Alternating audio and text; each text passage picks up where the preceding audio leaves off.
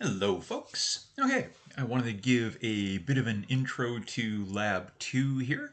So we'll go through the mechanics one more time for doing the SSH fork and the clone to get the lab, and the usual cycle to do your adds, commits, and pushes to submit it.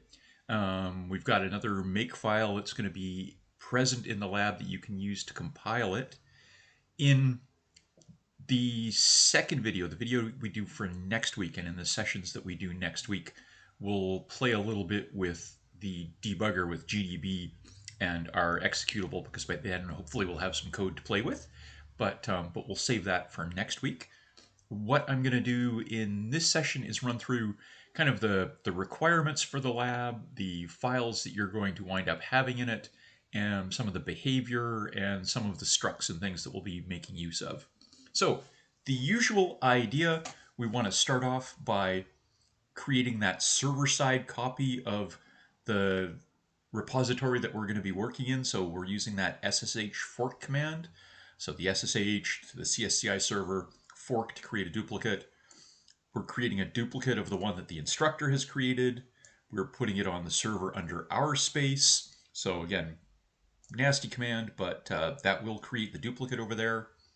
Make sure that we're in our 161 directory, and then we'll clone from that server into our local space so that we can work on it. That'll create our lab 2. We can then go in there and start working on it. So I'm just going to run through that cycle one more time so folks can see it in action. And again, the idea is we're in our home directory. We can do a CD just to make sure we're there.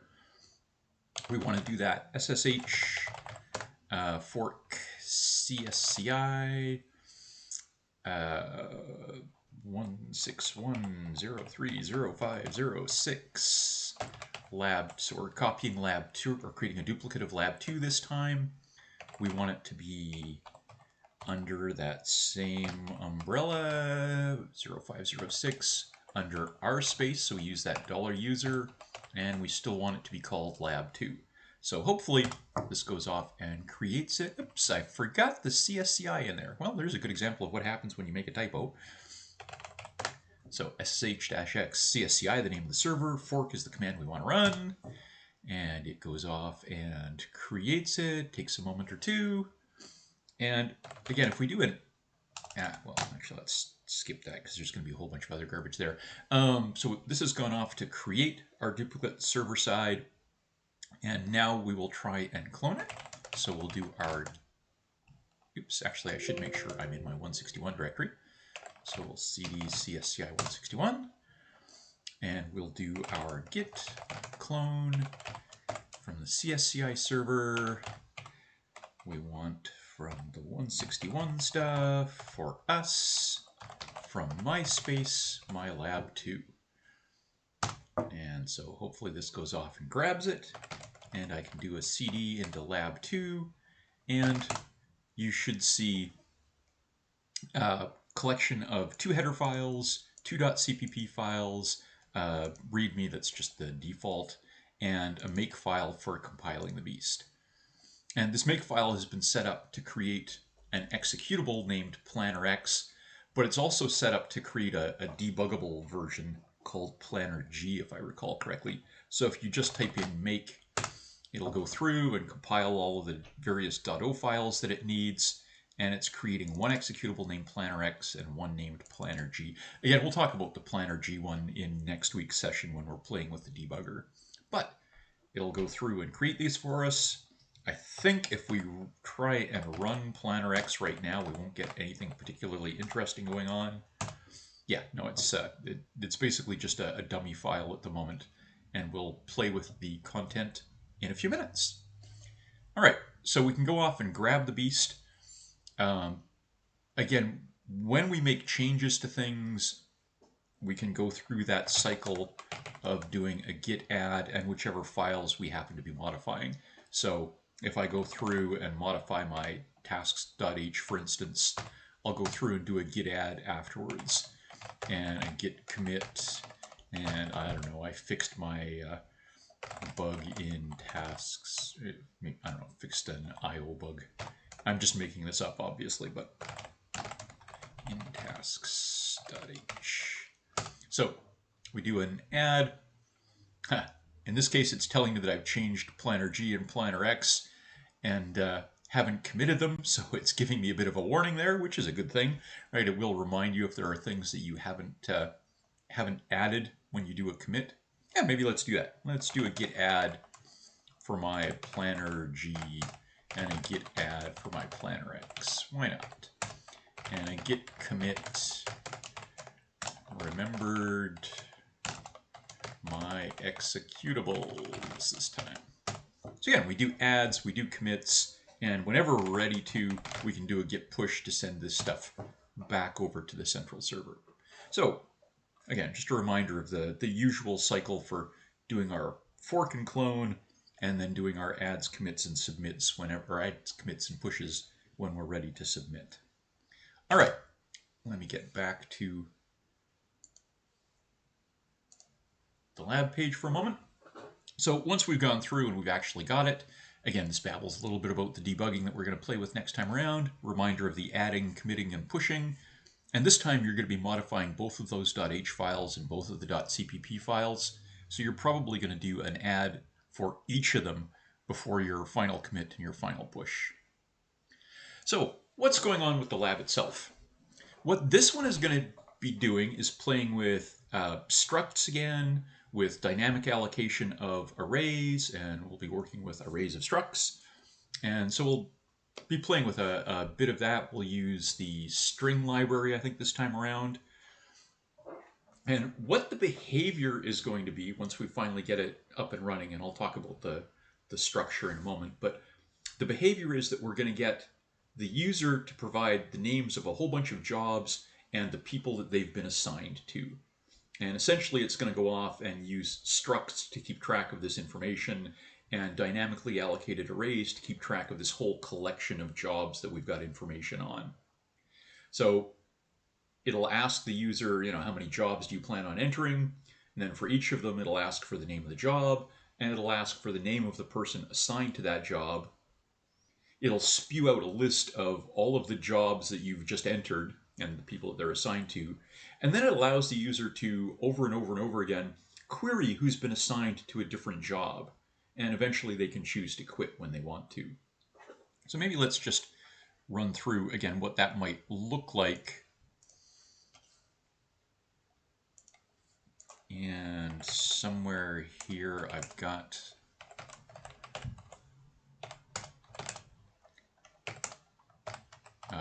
working, or I think working executable for this. So again, it would wind up in the end looking something like, enter how many jobs you're going to process, and I don't know, I say I'm going to have 3 jobs, and then it'll just go through for each of the 3 jobs, ask me for name of the job, I don't know, compiling. I'm going to assign compiling to pup1. I don't know, hiding. We'll assign hiding to Scooby. I don't know. Running. We'll assign running to Shaggy. So again, we're just giving one name words for the jobs and one name words for the person that they're assigned to. After it's gone through and got the information on the 3 jobs in this case, it's saying, okay, well, here's the job and here's who it's assigned to. Here's the job, here's who it's assigned to. So it's just running through that collection of jobs and summarizing the information. And then over and over and over again, until you decide to quit, it's allowing you to look up who's assigned to a particular job. So I can say I want to do a lookup, and I want to know who's responsible for hiding. I want to do a lookup, I want to know who's responsible for compiling. I want to do a lookup, I'm going to ask for hiding again, why not? I want to do a lookup, and I'm going to ask for something that's not in there. And it's not assigned to anybody, right? So this is the idea. And eventually the user decides that they want to quit. So that's the idea of the kind of behavior that we're looking for. And so let's get into a little bit of discussion on what that might look like from the code perspective. So what we're going to do is have these 4 files, 2 header files and 2 .cpp files The code for actually maintaining a list of jobs and the information about it is going to be in kind of one pair of header and .cpp files. And then the one for the program as a whole that uses this job list is going to be in another one. So this is the idea that we're going to go for. Where did I specify it? The list of files that we've got here. And blah, blah, blah, blah, blah. Here's it. Here's an idea. So we've got tasks.h and tasks.cpp. So those are going to be the two that keep track of, or the two that manage one of these lists of jobs. And then the main routine and any kind of supporting stuff is going to be in planner.h and planner.cpp. So that's the kind of rough breakdown of where stuff is going to go. I've put a fair amount of information in tasks.h and tasks.cpp on what is supposed to be provided in those files. And then for the program as a whole, I've pretty much left planner.h and planner.cpp empty for you to kind of create as you wish. So this is the idea. The files themselves already have the necessary hash includes and the pragma onces and whatnot, and the makefile has been set up to compile these together into the appropriate executable. So you don't have to worry about the includes, you don't have to worry about the guards, but it's up to you to create kind of whatever functions you need in your planner.h and planner.cpp and to actually implement the functions that are going to be in tasks.cpp is the idea.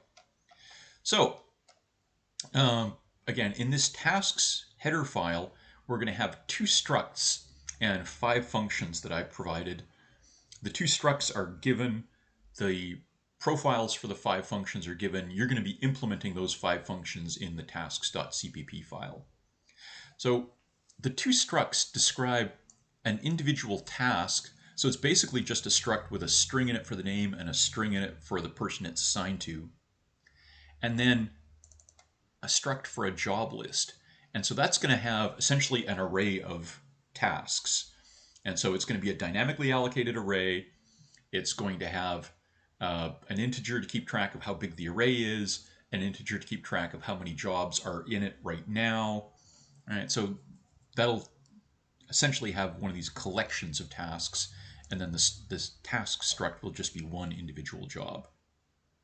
So the 5 functions that are in there are one to initialize this job list where you give it the size, it dynamically allocates the array, sets the size of the array, sets the number of things that are currently stored in it to 0. Another function to go through and deallocate the array when we're finally done with it. One to go through and print the current contents. One to go through and add one new task to the array, and one to look up who's been assigned to a task somewhere in the array. So those will be the 5 functions that are in the task.h and task.cpp file that you're going to be finishing off. And then for the program as a whole, so this is going to be the stuff that uses the planner.h and planner.cpp, the program as a whole is going through that cycle of asking the user, well, how many jobs do you want? You know, it's going to have some function to go off and get the number of jobs as a positive integer, allocate the our initial job list, go through and call the appropriate functions from our task.h to go through and actually, you know, do the inserts, do the eventual lookups, do the display. Right? So this is going to be your main routine and any supporting functions that you happen to want. So I have provided a couple of sample runs. Your wording doesn't have to match, but here, let me just scan down. And so this is pretty much the same idea as the one that we just ran through a few minutes ago, where the program prompts the user, you know, how many jobs do you want to process, gets the integer, and then for each of them asks for the name of the job and the name of the person assigned. And so it does that for each of the 3 jobs or 5 jobs or 17 jobs or whatever it might be. And then goes through this cycle of saying, okay, do you want to quit or look up? And it will take either the L or the Q as the user's command for which one they want to do. And it'll keep going through this until they eventually decide to quit. So each time it'll ask them for the name of the task, and it'll tell them who's assigned to it. So you don't have to follow the exact wording of this sequence, but you do have to follow that kind of set of input expectations. So the first thing the user enters is always going to be the number of jobs that they expect. Once they've given a valid number of jobs, right, the next thing that they're going to enter is going to be the name of the first job, and then the person assigned to the first job, and then the name of the second, and the name of the person assigned to the second. So you can't add extra questions, and you can't change the order in which you ask the user for things. Because what's going to happen is I'm going to have an automated tester, among other things, that goes through to run your programs, and it's going to have, a file with, 3 hiding, Shaggy, eating, Scooby, bossing Fred as the values in this file, and it's basically just going to slam this content into your program. And if your program's asking extra questions or asking for things in a different order, then it's not going to work. So you do have to adhere to the order that it asks for things in and the kinds of values that it's expecting to get. So L and Q for lookup or quit, not other names, not other letters. So this is the idea in terms of behavior. It does have to have reasonable error checking. So if the user provides invalid values for the size, the number of jobs that they want to process, if they give you a negative number or 0 or something that isn't an integer, right? You have to keep prompting them and trying again until eventually they give you something valid. Right? So those are things to consider when you're going through and doing this, but that's the overall goal for the behavior. So we've got the runtime behavior that we want to run through. Again, the exact wording is up to you, but it does have to be that sequence of input and output values. The program itself will be in your planner.h and planner.cpp. Again, remember that you do have to follow standards for the course, so function profiles and constants and things go in the header file, and then the actual implementations of the functions go in the .cpp files. But you can go through and add whatever content you need to. You can add additional things to the tasks.h and tasks.cpp as well, but I do expect you to use the structs that are in there as the way of storing the tasks and the job lists, and the functions that are in there as the way to access them. So you can't come up with a completely alternative implementation and do that instead of implementing and using the functions and structs that are in here. So that's the idea. Follow the course standards as usual. And again, here I've got just a copy of what's in that tasks.h. Right? It goes through and defines a struct for a task with the 2 strings, the name of the task and who it's assigned to. A struct for the job list, where we're going to have a pointer for a task, and this is going to be used to dynamically allocate our array of tasks. Right? So you're going to do your new task of whatever size and store the return value in that pointer and check whether it's null or not, and that kind of an idea. Right? Allocated for the size, we'll store the size of this array, and then number of jobs or num jobs will store how many jobs or tasks have currently been stored in that allocated array. And again, a variety of functions to go through and initialize, deallocate, display, insert, lookup. Right? Again, specs are given for each of them, and you'll be implementing each of those 5 functions in the .cpp file. So there is the idea. I think for week 1, I'm going to leave that there and give you a chance to play with the files themselves, start implementing a bit of your main routine, start implementing some of these functions, and then in the second session for this lab, next week's session, we'll get into playing with the debugger a little bit with our implementation and maybe talk a little bit more about some of the deeper issues that you might run into and things that you might want to be checking for in the various functions that we're playing with here. So there is the plan. I will leave it there and see how we go.